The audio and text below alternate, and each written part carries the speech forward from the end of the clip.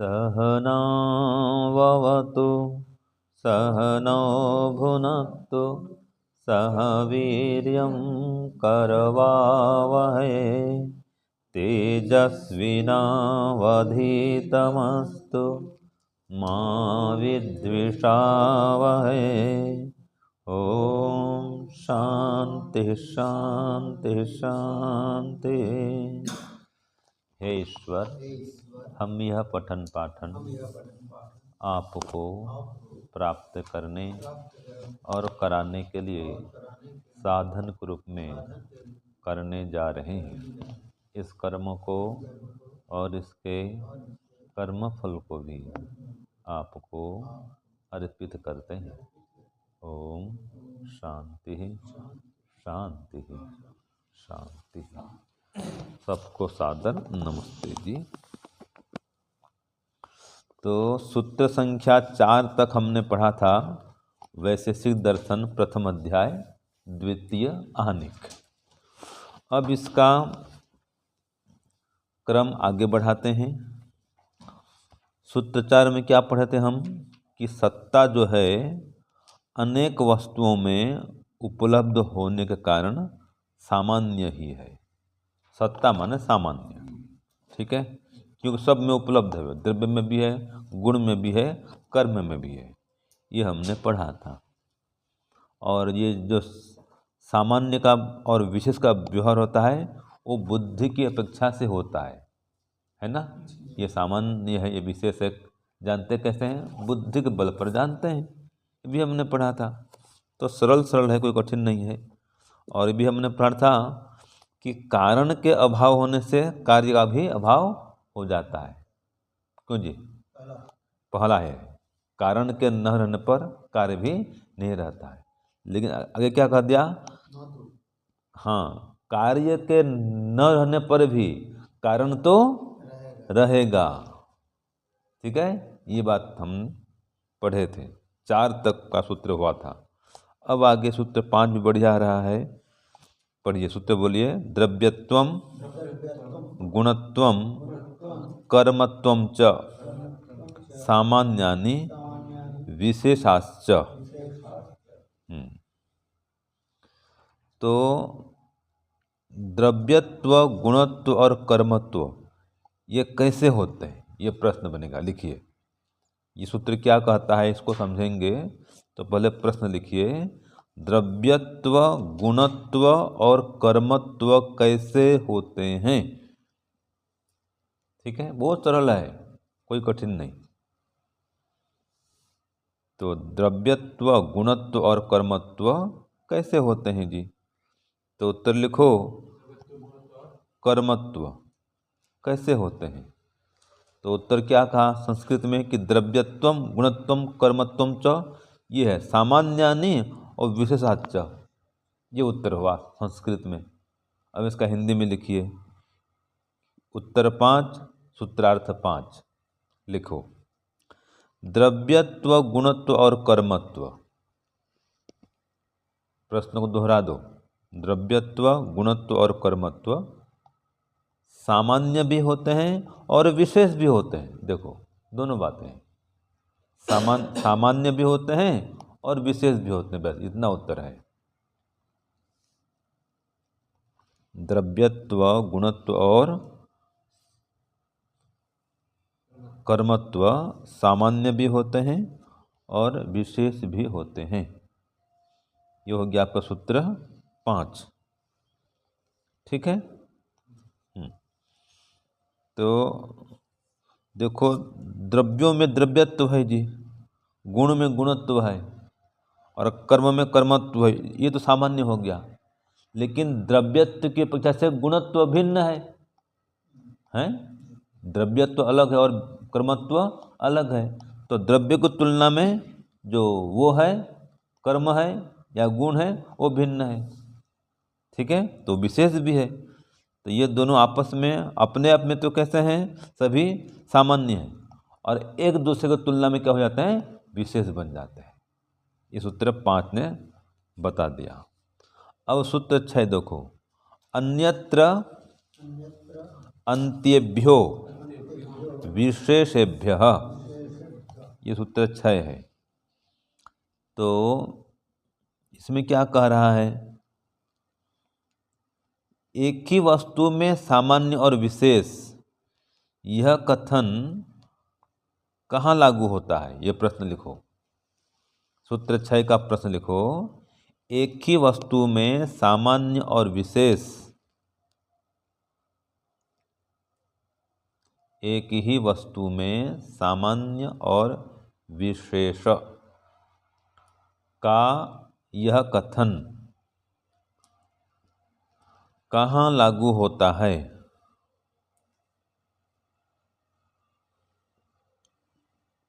कहाँ लागू होता है, ठीक है जी। तो उत्तर मिला अन्यत्र अंत्यभ्यो विशेषभ्य। ये कहा कि एक ही वस्तु में ये सामान्य विशेष का जो कथन है, ये अंत्यभ्यो, अंतिम विशेषों को छोड़कर अन्यत्र लागू होता है।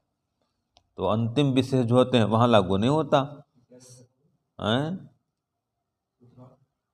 सूत्रार्थ फिर बोलूं, एक ही वस्तु में सामान्य और विशेष का यह कथन, एक ही वस्तु में सामान्य और विशेष का यह कथन अंतिम विशेषों को छोड़कर, अंतिम विशेषों को छोड़कर अन्यत्र लागू होता है।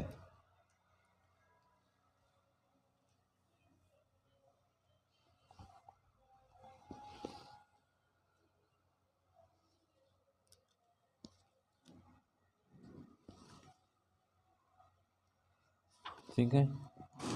जैसे कि मान लो जो 1 से 10 तक गिनती कर रहे हैं, तो 7, 8, 9 ये सामान्य भी हैं और विशेष भी हैं, आपस में किसी समानता भी विशेषता भी है।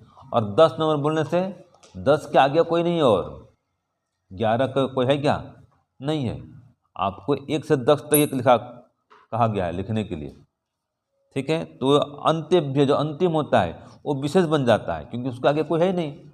और 5, 6, 7 ये कैसे हैं, उसके आगे भी है पीछे भी है, ठीक है ना, अपने में विशेष भी हैं, दोनों बातें हैं, लेकिन अंतिम में फिर कोई होता नहीं है। ये हो गया आपका सूत्र 6। तो सूत्रार्थ पर जोर देना है कि एक ही वस्तु में सामान्य और विशेष, यह कथन अंतिम विशेषों को छोड़कर अन्यत्र लागू होता है। तो जो अंतिम विशेष होते हैं वहाँ पर यह सामान्य और विशेष कथन नहीं होता, बाकी जगह तो लागू हो जाएगा, ठीक है, बीच बीच में लागू हो जाएगा, अंतिम विशेष में लागू नहीं होता है, ये कह रहा है। ये 2 सूत्र हो गया, 5 और 6। अब सूत्र 7 बोलो, सद इति यतो द्रव्य गुण कर्मसु सा सत्ता। अब इसमें सत्ता की परिभाषा दी जा रही है। सत्ता किसे कहते हैं, ये प्रश्न होगा, लिखिए प्रश्न 7 लिखिए, सत्ता किसे कहते हैं। बहुत सरल है, सत्ता किसे कहते हैं।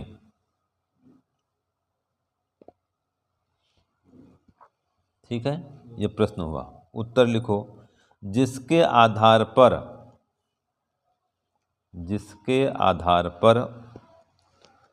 द्रव्य गुण और कर्मों में, फिर बोलता हूं, जिसके आधार पर द्रव्य गुण और कर्मों में, अब लिखो इन्वर्टेड कामा के अंदर लिखो है, कामा बंद करो, ऊपर में कामा लगा दो, दोनों ओर कामा लगा दो, है, ठीक है। यह व्यवहार होता है, माने जिसके आधार पर द्रव्य गुण कर्मों में है का व्यवहार होता है का, है ना, हाँ है, यह व्यवहार होता है, मतलब है का व्यवहार होता है, वह सत्ता कहलाती है, वह सत्ता कहलाती है।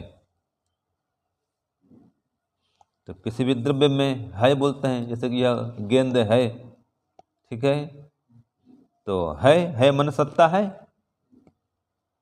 और गेंद नहीं है बोलने से सत्ता नहीं है, ठीक है। लाल गुण है, सफ़ेद रंग है, तो है, चाहे गुण हो, कर्म में गति हो रही है, आ रहा है, जा रहा है, जहाँ जहाँ भी है लग रहा है, वही सत्ता है। तो जहाँ पर है का कथन होता है का व्यवहार होता है, द्रव्य में, गुण में, कर्म में, वही सत्ता है। समझ गए? सत्ता मन जो है अस्ति, वह है मन सत्ता, सीधी बात है। जैसे भूत, उसकी सत्ता नहीं होती है, भूत है ही नहीं कुछ दुनिया में, भूत प्रेत नहीं होते हैं, तो सत्ता उसकी नहीं है। और जो है उसकी सत्ता है, वो सत्ता कहलाती है। तो हो गया, उत्तर लिख लिए। क्या लिखे? जिसके आधार पर द्रव्य, गुण और कर्मों में है यह व्यवहार होता है, वह सत्ता कहलाती है, अथवा उसे सत्ता कहते हैं। ठीक है, चलो अब अंतिम, चलो सूत्र 8 में, द्रव्य गुण कर्मभ्यो, बोलो, द्रव्य गुण कर्मभ्यो अर्थांतरम सत्ता। अब लिखो प्रश्न इसका, सत्ता कैसी वस्तु है? प्रश्न क्या होगा? सत्ता कैसी वस्तु है, ये प्रश्न हुआ जी। तो उत्तर लिखो, एकदम सरल सरल है जी, कोई कठिन नहीं है। तो लिखो सत्ता, उत्तर लिखिए 8 का। सूत्र जो कहा ना, द्रव्य गुण कर्मभ्यो अर्थांतरम सत्ता, ये संस्कृत में सूत्र दे दिया, उत्तर संस्कृत में। अब इसका हिंदी लिखो, सूत्रार्थ 8, सूत्र 8 का अर्थ लिखो, उत्तर 8 लिखो, सत्ता अल्प विराम द्रव्य गुण और कर्म इन तीनों से भिन्न वस्तु है। सत्ता द्रव्य गुण और कर्म इन तीनों से भिन्न वस्तु है। ठीक है, तो सत्ता कैसी वस्तु समझ में आए? ये बात आ गई। क्यों जी? सत्ता कैसी वस्तु है? जो कि द्रव्य से भी, गुण से भी और कर्म से भी भिन्न वस्तु है, वह सत्ता है। जैसे कि द्रव्य, द्रव्य नष्ट होने पर भी उसका जो द्रव्यत्व है वो नष्ट नहीं होता। द्रव्यत्व, कर्म में कर्मत्व, ये समान है, समान। गुण में गुणत्व है, द्रव्य में द्रव्यत्व है, कर्म में कर्मत्व है, ये सत्ता है, ये सब में समान है। द्रव्य में द्रव्यत्व है, द्रव्य में उसकी सत्ता है। गुण में गुणत्व है, जैसे कि पशु एक व्यक्ति हो गया, गाय, पशु, वो तो गाय तो नष्ट हो जाएगी, लेकिन जो उसमें जो गोत्व है वो नष्ट होगी। सभी गायों में गोत्व समान है, वो सत्ता। समझ रहे हैं ना जी? तो गोत्व क्या सब में समान है, जिसको हम सामान्य भी कहते हैं। तो ये सत्ता जो है द्रव्य, गुण और कर्म इन तीनों से भिन्न वस्तु है। ये आपको सूत्र 8 भी पूरा हो गया। चलो, ओम शांति शांति शांति, सर्वेभ्यो नमः। सबको सादर नमस्ते।